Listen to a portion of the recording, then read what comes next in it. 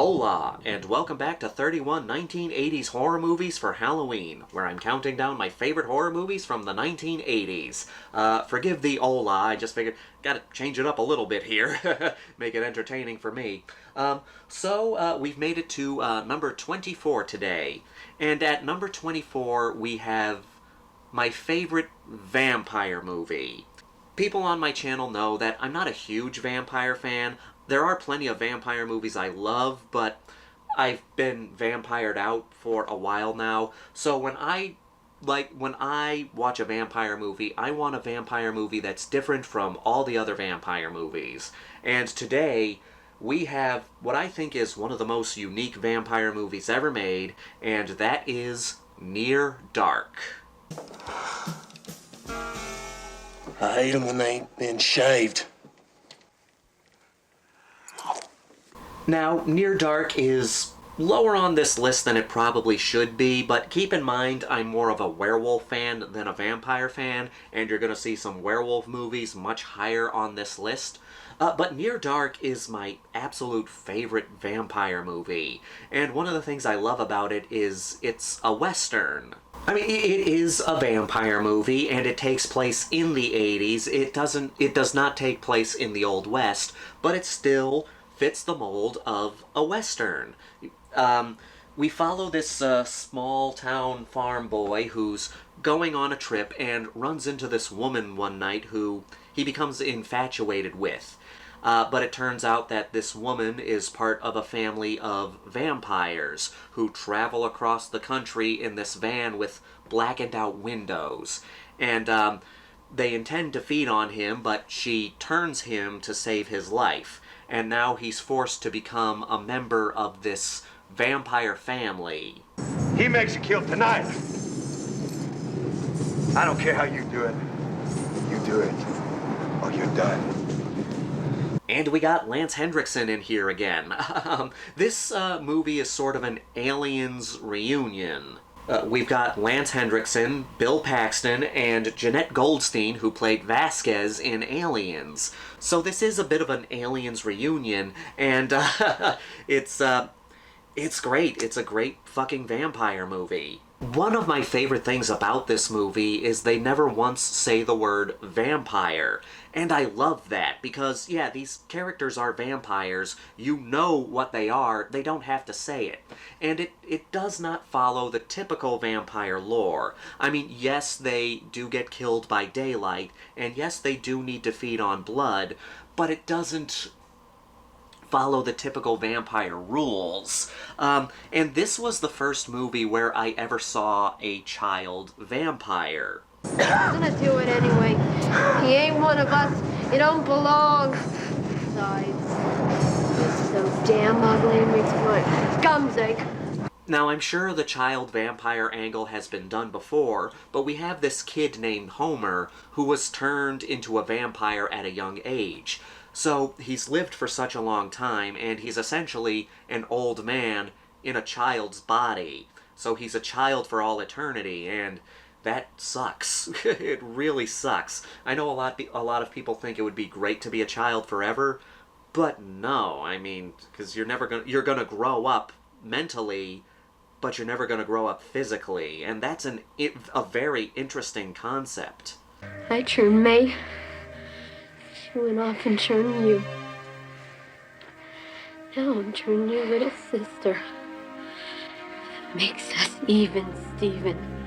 Caleb is a good main character. He is the everyman. He's not as interesting as the vampires, but who could be as interesting as the vampires? But he is a great character. He's the outsider that has been taken into this family and learns that he's going to have to kill to survive, but he doesn't want to kill. And then you have the character of May, who is the woman that brought him into this world, and you can tell that she doesn't want to kill either, but she has succumbed to her fate as a vampire.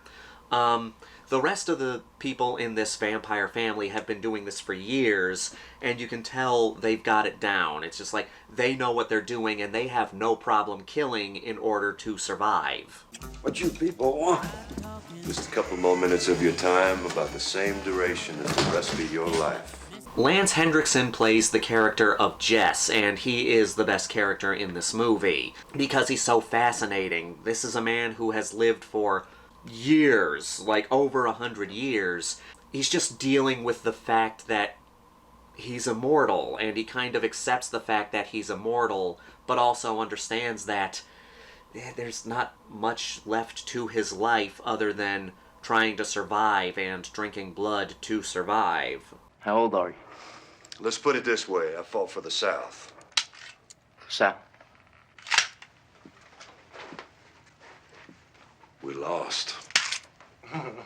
Bill Paxton plays this character of Severin, and you can tell he's someone who loves this lifestyle. He's a live your life on the edge kind of guy, and he's enjoying it. I mean, he literally is enjoying the fact that he has to kill people in order to survive.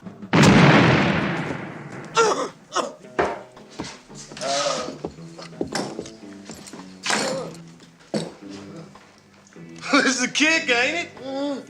Lance Henriksen's character and Jenette Goldstein's character, they do sort of have fun with this, but they're pretty much at the point where they've accepted the fact that this is their life. Bill Paxton's character, Severin, is the vampire who is still having fun with it. You know, he hasn't gotten bored of this lifestyle yet because you can tell he has not been doing it for as long as everyone else. So he's still enjoying this violent lifestyle. And the scene in the bar is where you see how much fun he has killing. I gotta do this for you. Ah! Mr. Big Knuckle.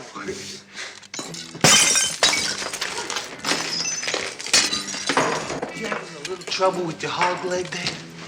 It's just one of those great scenes. The minute they come into the bar, everyone who works at the bar knows that these people are going to be trouble.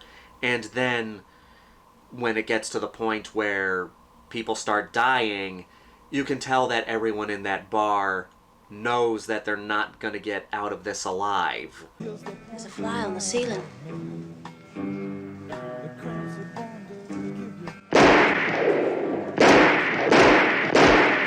There's an element in this movie that a lot of people don't like. I won't go into too much spoilers, but this is a mild spoiler. Blood transfusion. You pretty much know where it goes after that, and there are some people who don't like that, but I really like that because that's something you don't see in other vampire movies. I like when a vampire movie does something different that you don't see in other vampire movies. And that's the main thing that I love about Near Dark. It's so different from other vampire movies. In most vampire movies, vampires are of a noble breed. You know, they're like, there's a romanticism to vampires. You know, they're seen as very suave. They usually come from nobility. But Near Dark, it's a much grittier vampire movie. Like, these people aren't noble. I mean, Jess was a soldier during the Civil War. Severin is a biker. And so it takes this concept of high-class vampires and shows what would happen if vampires were just regular people forced to try to survive. Well, you people should stay up late. We keep odd hours. It's a less romantic vampire movie and a more gritty vampire movie, and I respect it so much for that. So yeah, Near Dark is my favorite vampire movie.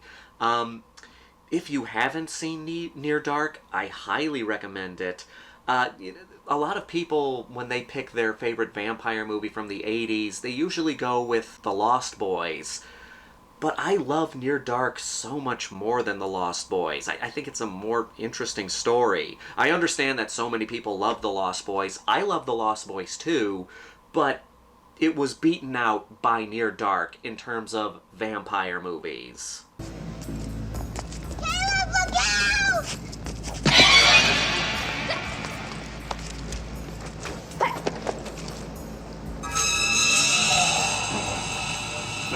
So I will ask you a little question here. Are you a Lost Boys fan, or are you a Near Dark fan? There's no wrong answers here. Whatever vampire movie you love, by all means love it more. But for me, Near Dark is such a great vampire movie. It's such a different vampire movie, which is why it is my favorite vampire movie. Everybody likes to watch a vampire movie around Halloween, and this year I say, if you want a vampire movie, go for Near Dark. It's finger licking good. Hey, Jess, that guy smell like a dead polecat.